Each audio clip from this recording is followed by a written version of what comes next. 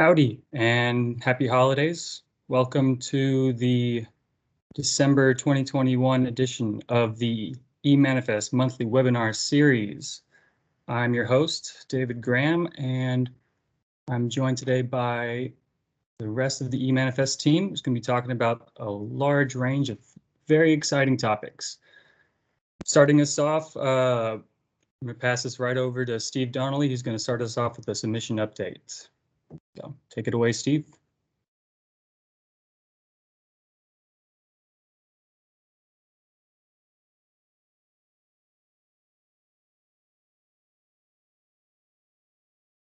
Steve, you're muted.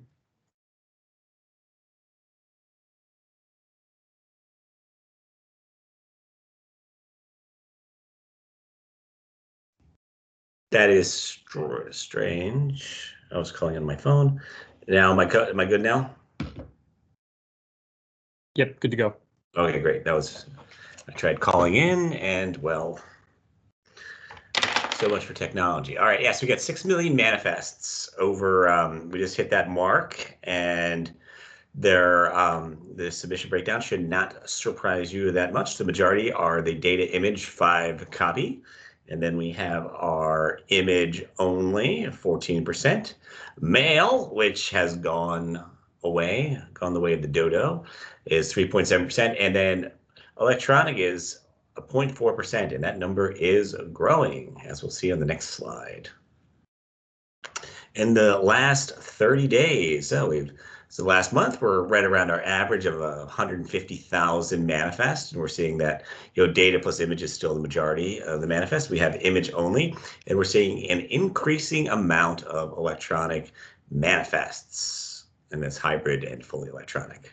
And then marking a big anniversary. So we are at the 1-year mark, or just past the 1-year mark of QuickSign going live into production.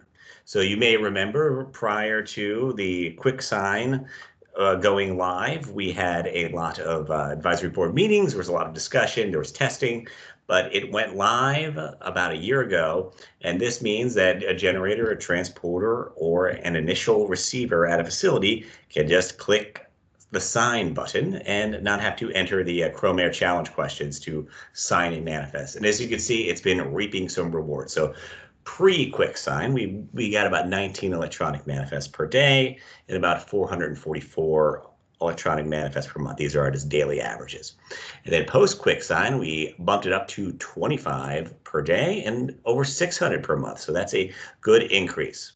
And also, HQ has been registering a lot of generators. So since QuickSign went live, we have worked along with our regional and state partners, and over 27,000 generator sites have registered their first site manager. This is a 50% increase in the number of generators registered the year before.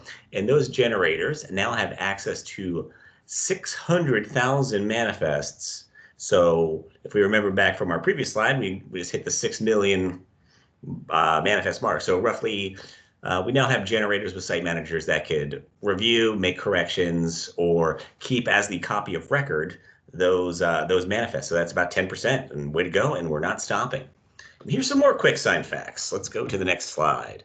All right, so this little this column on the left, so that's about 13,000 electronic manifests, and that took us 2.5 years to get. So this was from June of 2018 all the way to early December of 2020. And in just a year, we have gotten more than half of that amount already, and we're just charging right ahead. So we're increasing the frequency of the manifest coming in, and we are going to give you some more information on the next slide and then get back to our regularly scheduled program. So, all right, so we have roughly, I would say about 712 active receiving facilities who have submitted a manifest since we've launched. Before QuickSign, 87 of those receiving facilities, and there's probably 12,000 or so transporters, and 95 transporters used at least one electronic manifest. So after QuickSign, we had added an additional 15 receiving facilities who have used the electronic manifest and 31 transporters. We understand this is cause for celebration somewhat, but we also know that this is the beginning. We have a lot of work to be done. We had our public adoption meetings, and also we would like to hear from you all. If you're a transporter, a generator, or a receiving facility interested in using the electronic manifest, let us know. We have our contact slide at the end, or if you're on this webinar, put your message one of us, and we will be in touch. So yeah, 1 year quick sign. Can't wait to see what happens next year. All right, thanks, Dave. All right, thank you, Steve. Now I'm going to kick it over to Tam Yu, our currently acting DFO. She's going to cover updates on the eManifest Advisory Board. Thank you, David. And good information, Steve. Thank you so much. Hi, everyone. Good to be with you. You're welcome, Tanya. You're welcome. Yes, excellent job. So as you can see, what our advisory board meetings can do to lead to progress such as this that Steve outlined to you all. So just want everyone to know that the agency very shortly will be publishing a Federal Register notice announcing nominations for membership to the eManifest Advisory Board. And this is for a 3-year membership term. Just to give you a little bit of information, the nominations will replace members whose terms will soon to expire. So this is a 9-member board, and as you know, the administrator designates a representative as being the chair, and the remaining 8 members are eligible to be nominated to the board for a 3-year term. So you can look for those public announcements in the public regulations.gov. So that's used through the federal government. And also the announcement will also come through your eManifest website as well as the eManifest listserv. And the information you have here to subscribe to the eManifest listserv is by you sending a blank message to eManifest-subscribe@list@epa.gov. And that way you all will receive those specific instructions on how to nominate someone or yourself for membership onto the advisory board. Thank you. All right. Thank you, Tam Yu. All right. So hopefully, if you've been paying attention to eManifest, your eManifest related news, last month we held 2 public meetings on increasing the adoption of electronic manifest. So both of those meetings, of course, again, have passed. However, the recordings as well as the public material is available on the docket, which you can find via this link here in blue at regulations.gov. If one of my coworkers, one of my eManifest teammates wouldn't be nice enough to throw that link in the chat, I would really appreciate it. But what we're really hoping to get is some more public comments, right? We would really appreciate some user input, especially if you're familiar with the eManifest system, or if you're not. And if you just go online, you can view those videos there that on the public docket at that link right there. And you can provide that public comment before December 30th. So again, please look into that. And again, we look forward to your feedback. And of course, if you forget the docket number or you just can't get that link for some reason or another, if you just try Googling eManifest electronic manifest public meetings, EPA, some combination of those words, it'll pop right up at epa.gov and with a page chock full of information. All right, so now I'm going to hand it over to Tess Field. She's going to give an update on the upcoming 3rd rule. Thanks, David. Yeah, so we have been working on a new proposed rule that we expect to publish in January of 2022. And This proposed rule would propose regulatory changes to incorporate hazardous waste export manifests and other manifest-related reports into the e-manifest system. Because up until now, export manifests have not been captured by the e-manifest system, so that's a big one. It'll also propose to revise the manifest form so that manifest data for import and export shipments can be recorded more clearly. It will revise the export and import shipment movement document related requirements to more closely link manifest data with movement document data. And it will make some technical and conforming changes, including changes related to PCB regulations under TSCA. And like I said, it should be published early next year for public comment. So please keep an eye on our website, because when the Federal Register notice publishes, we will also update our website with information on how to comment. So thanks, David. All right, thank you, Tess. Last piece of news is generator registration. Like Steve talked about earlier, we are working hard to encourage generators, or hazardous waste generators in particular, to register in RCRA info, in particular in the eManifest module, right? So on December 9th, that's tomorrow, the eManifest program is going to notify about 9,000 eManifest users of currently orphaned EPA site IDs in RCRA info. And by orphaned, I mean sites currently without a site manager who can access them. This notification will be received via the registered user's email and will include a list of those EPA site IDs that I just mentioned. These site IDs were grouped by user email domain names, right? So if your company receives a list of site IDs and one of those site IDs you've divested or currently just isn't in operation anymore, then you can disregard that site. So, but for those sites that are appropriate, or I should say for those sites that your company does own and operate, we ask that someone from your organization register, request site manager access where appropriate, and then also take a look at the data affiliated with your site, right? So review and, if necessary, correct any manifest data that you see in there. We would greatly appreciate it. Now I'm going to hand it over to William, who's going to give a demonstration of the eManifest API. Thanks, David. Those of you that attended the public meetings will have seen this before, so feel free to take 16 minutes and get a cup of coffee or something. For those of you that have not seen it, this is going to be a brief demonstration of how you can use our services, our RESTful APIs, to connect with your systems and conduct some of your eManifest business more quickly, more efficiently, more accurately, and less expensively. The demo is a little quiet. We could have done all we can to get it louder, so I'll encourage you to turn the volume up on your speakers, and there towards the end, turn it back down so I don't blow your eardrums when I come back to talk to you. If you have any questions, put it in the chat, but otherwise, we're going to go ahead and roll the tape.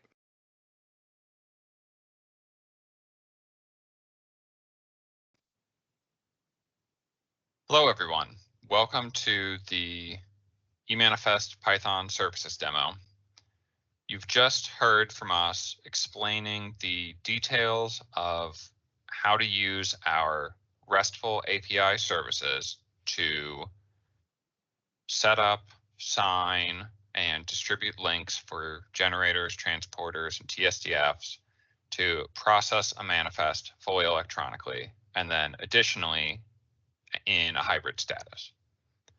What we're going to show you here is a live demo of all of that process demonstrated in Python using our eManifest package, enabling you to, with your own Python installation, conduct this business and utilize services to take advantage of the benefits of fully electronic manifests and hybrid manifests, and to make the process easier, faster for you. So just like the slides, we have the same objectives. We're going to set things up, authenticate, and then generate, sign, and update a fully electronic manifest. However, unlike the slides, we're going to start with the Python-specific setup. To do that, we're first going to bring in the RCRA info team's eManifest package. This assumes that you've installed it ahead of time using, for Python, your pip install process, or you can also do this via Conda. Next, we're going to authenticate our account. This assumes ahead of time that you have enabled API access in RCRA info. If you have questions about that, feel free to consult the documentation or send us an email. But I'm going to feed the variables for our API ID and our API key into the system. If you're working in an environment where you have multiple users, you can certainly set that up to be variable and to require somebody to put it in each time. Next, we're going to authenticate. Using the eManifest package, we've used the authentication command as well as the variables we've just selected to authorize us for the pre-prod instance. That tells us with this authentication successful message that we are ready to go and that we can access anything that our RCRA info account has permissions for. To start, we're going to find our generator. And we're going to put in some search parameters here, the name and the zip code that we'd like, in this case, Gen 2021, here in Arlington at 22202. And that might take a second depending on how many parameters you put in and how much it has to come back. But after we send out that command, you'll receive something that looks like more or less an Excel spreadsheet, what's called a pandas data frame, if you're familiar with Python. And that will include whatever is relevant to your search parameters. So we've got the one back, that's an EPA site ID, our test generator right here. And that's when we would create, we'd use some of this information to populate our manifest. So we would need to generate a JSON file. I'll show that here. And this includes information about, say, that generator right there that we can pull from this output here. And we save this file as a JSON object. Once we've saved that file here in our local folder, we can use the save command, again in the eManifest package, to send that to RCRA info, and we get back confirmation that it's been saved, and we get our manifest tracking number.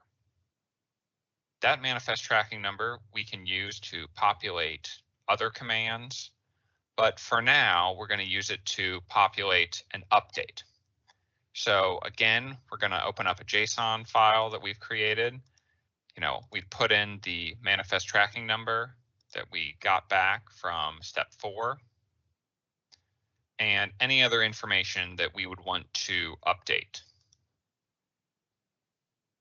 Once we've done that, we use the update command to send that out to RCRA info and to make some changes. We've gotten confirmation here that says that that has been successfully updated. Now, as the generator, I'm going to generate the link to sign that. So we've generated our link. I can go ahead and click that, and because I'm logged into RCRA info, it will open up the manifest. And if we scroll all the way down to the bottom here, I can go ahead and quick sign because I've got the permission for that. And that's great. So now, returning here, I can generate a link that I'll go ahead and send to the transporter.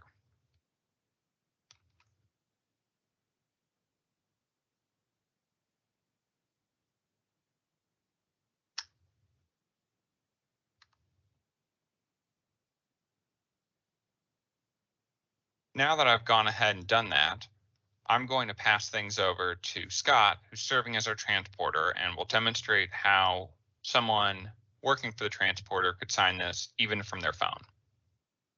Thank you, William. And as the transporter, I'm taking this link. I could have clicked on it, but I'm going to paste it in.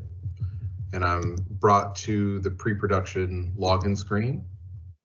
where I click on Scott D. Christian Ricker 4, click sign, and I'm in here. I'm taken directly to the sign screen. I can review the manifest that I've just worked on with my client, the generator. Scroll all the way through. Right here, I can now click quick sign, and it'll ask me some questions. I click quick sign, and there we go. I'm taken back to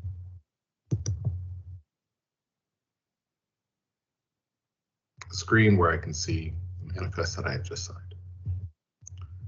I will send it back to you.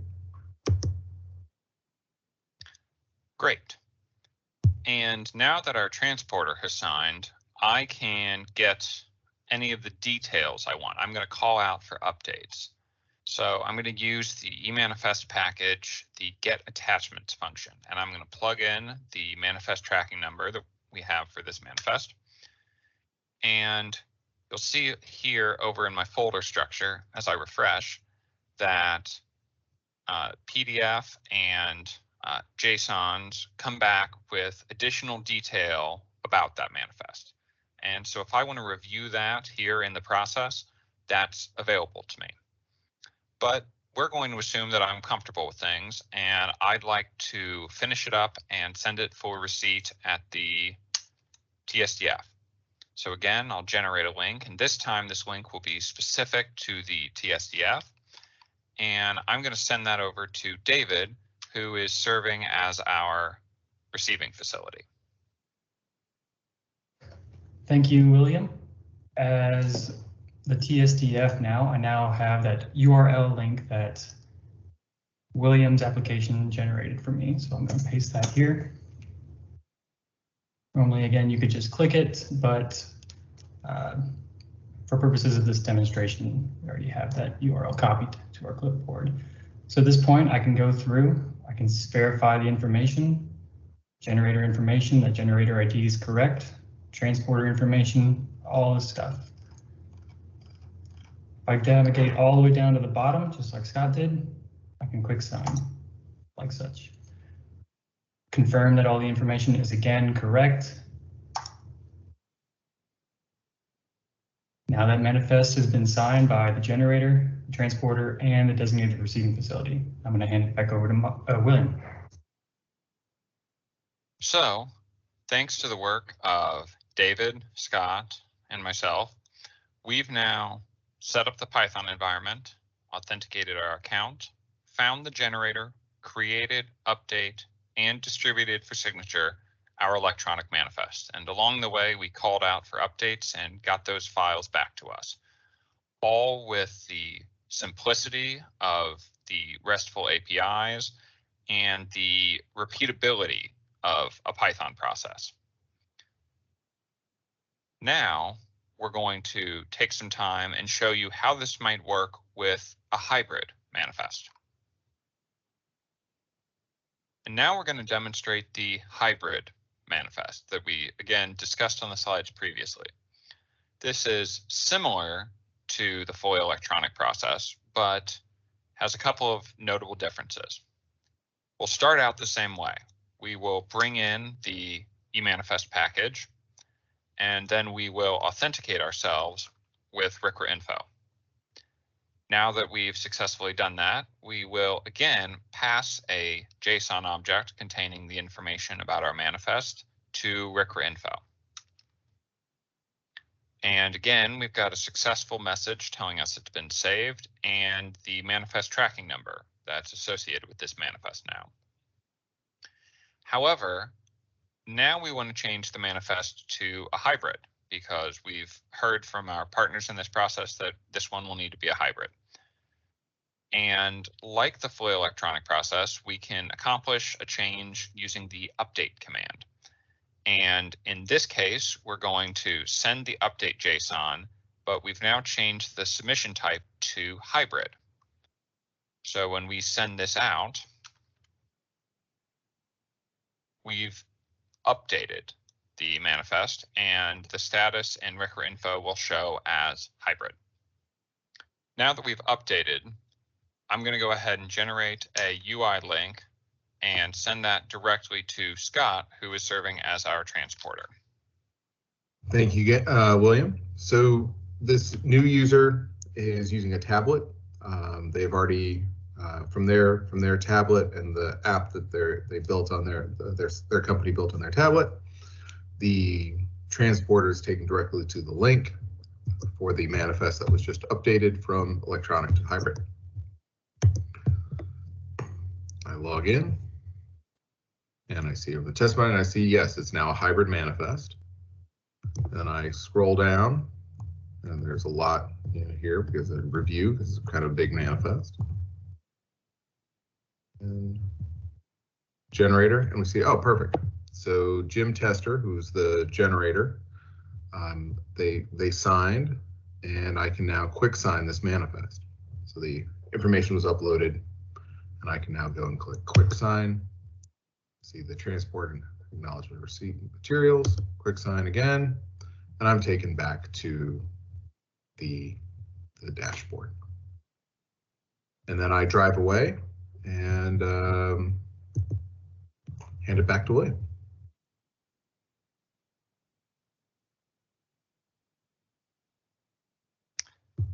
Excellent. Thanks, Scott.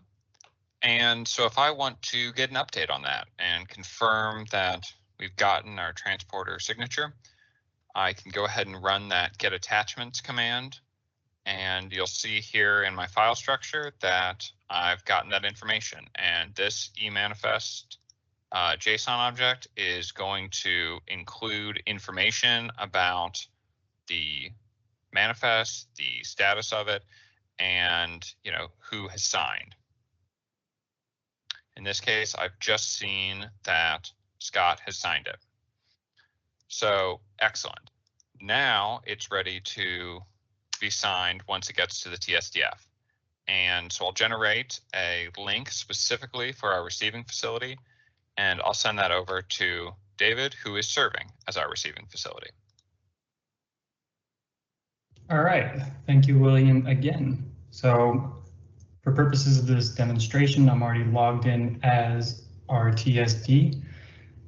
And then I click on that link that William's demo application sent me.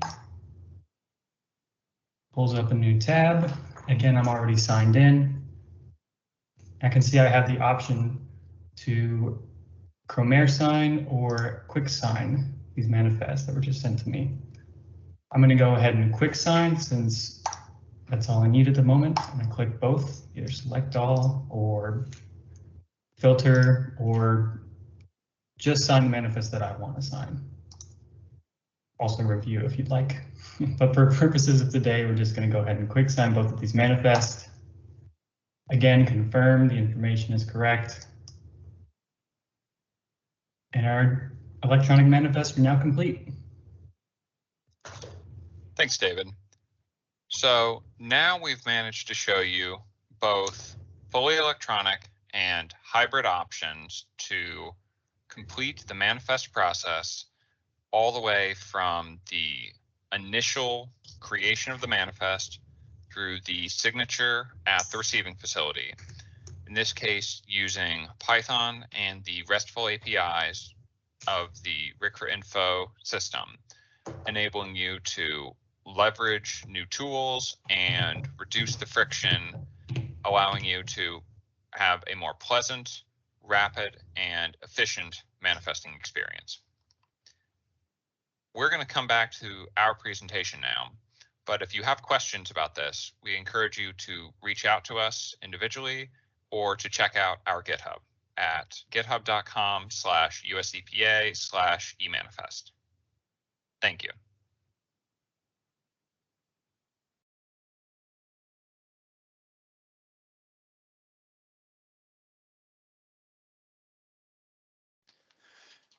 So as I mentioned in that demo, that's not a complete picture of what you can do, but it's meant to be a starting point to spark your curiosity, to encourage you to check out what we have on offer, and to remind you of some of the advantages that using the services can provide.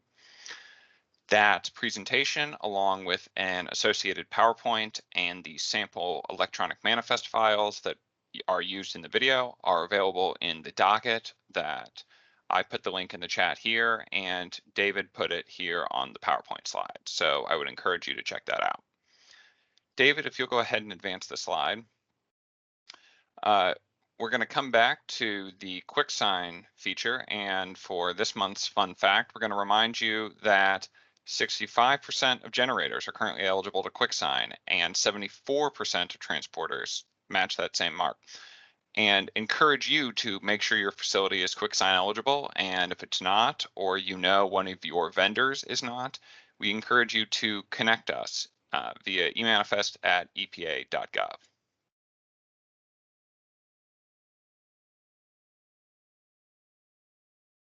All right. Thank you, William. That wraps up our presentation for today. I have here listed the contact as well as a number of useful links if you're interested in finding or learning more about eManifest. We highly recommend that you subscribe to our low volume listservs. We're not going to spam you with emails on them. However, we do use them to announce things like the webinar today. Thank you for coming to that. Thank you very much. You can also find more information at epa.gov/e-manifest. And if you're technically inclined or not, you can check out our GitHub repository at github.com/US-EPA/e-manifest. We're going to take a few minutes. We'll stay online. If anyone has any questions they'd like and we can possibly answer, please throw those in the chat right now. If there aren't any questions, I wanted to thank everyone for making this a fantastic year for eManifest. And if anyone on the team has anything to say, they're welcome to jump on as well. No, thanks, Dave. Just to sort of jump back to for the developers listserv, we do notify Will if there's any outages or system issues upcoming. We do let the developers listserv know, and if it's something major, we let all listservs know. But yeah, if you're interested in like, is this IT system up and running? Is there something down? Yeah, we do announce our outages over the listserv. So fortunately, we came out of yesterday. It's AWS incident unscathed. So, but we understand there's a lot of stuff out there. So yeah, if you're interested in finding out if it's not just you, please subscribe to the listserv. And David, I'll let you close it out. Thanks.